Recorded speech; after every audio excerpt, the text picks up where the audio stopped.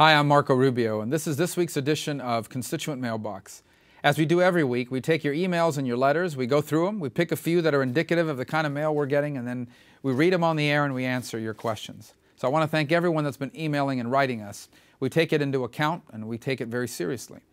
This week there is a lot of attention paid to energy, and especially in light of the gas prices that we're all paying at the pump. And so that's what we're going to focus on with two letters that I want to read. They're pretty similar, but they're indicative of what the kind of message that we're getting over the last few weeks and some of the emails that we're receiving. And I think this is an important issue that we answer. So let me read you the letters first.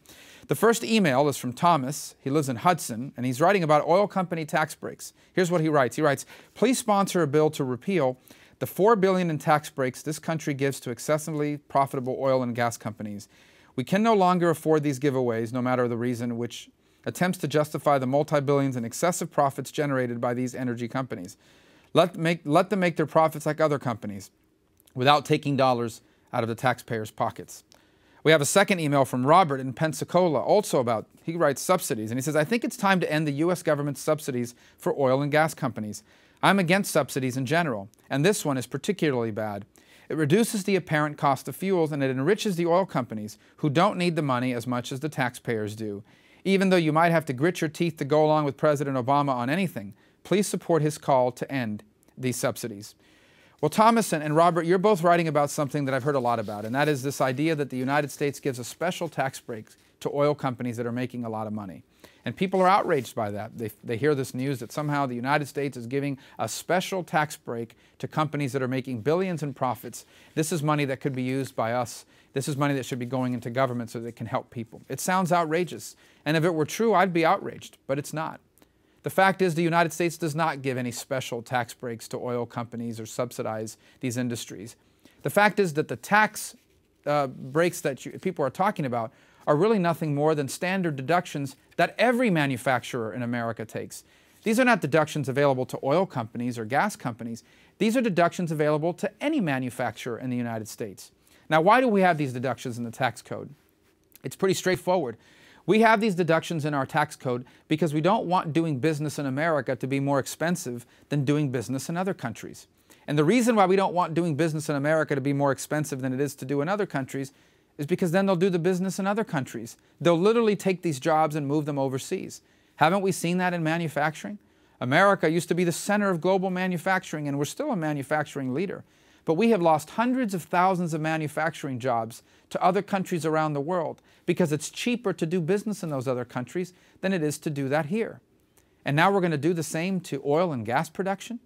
America is the most energy-rich country in the world. Why should Saudi Arabia and Venezuela and all these other countries, why would we let them make all the money on oil and gas productions? There are millions of people today driving cars and flying airplanes that weren't doing so not so long ago. That means they're using more gasoline than ever before. And someone's making money on it. Why not Americans? Why not American jobs in oil production and gas production? Why not American production of manufacturing to manufacture equipment needed for oil drilling and gas exploration?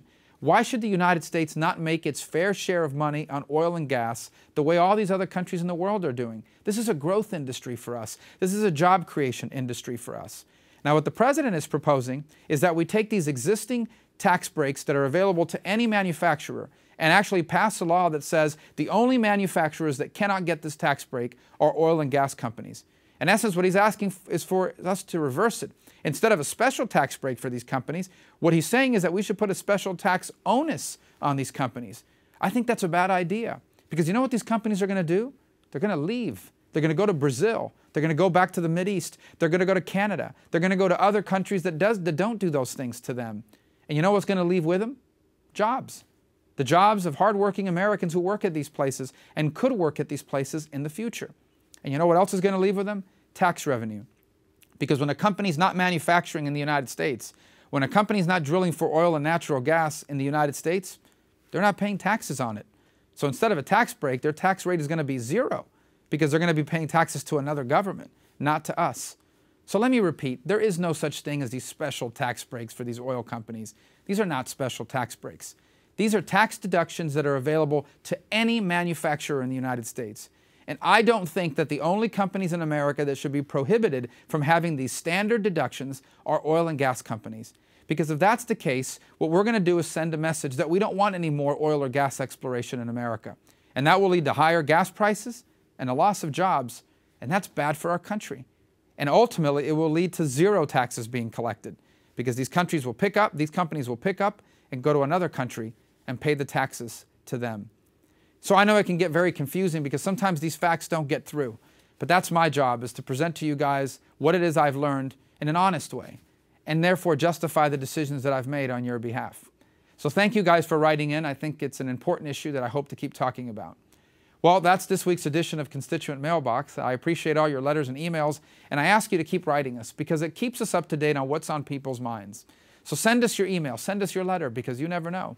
Maybe next week, it'll be your email or letter that we read here on the air. Thank you all for the privilege of serving you here in the United States Senate. May God bless all of you. May God bless the great state of Florida.